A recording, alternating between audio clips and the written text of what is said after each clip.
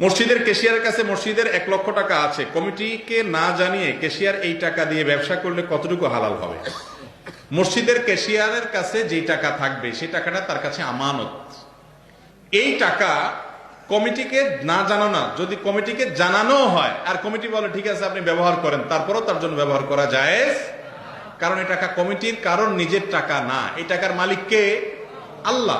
সবাই আল্লাহর ঘরে দিয়ে দিয়েছে আল্লাহকে, আল্লাহর তরফ থেকে আল্লাহর ঘরের খেদমতে ব্যয় করবে কমিটির লোকজন, তারা সেবক মাত্র। এমনকি তারা নিজের পকেটের টাকাও যদি দান করে, দান করার পরে ওইটার ওনার না, ওইটার মালিক কে? এখন আল্লাহ তাআলা। এই আল্লাহর টাকাটা তিনি কাউকে দেওয়ার এখতিয়ার তার। অনেক ক্যাশিয়াররা আছেন, অনেক কমিটির লোকেরা আছেন, তারা মনে করেন টাকাটাতে পড়েই আছে, আমি একটু ব্যবহার করি না। ভাই, এটা আগুন।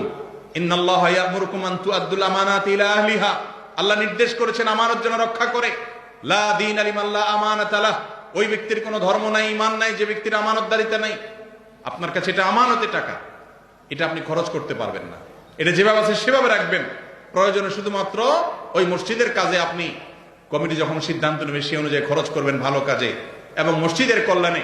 আপনি নিজের কাজে সেটা খরচ, কমিটির লোকজন যদি বলে যে আমরা হাওলাত দিয়ে দিলাম মসজিদের টাকা কাউকে, এই এখতিয়ার কমিটির নাই, কারণ এটা তাদের নিজস্ব টাকা। কথা কি বুঝাতে পারছি?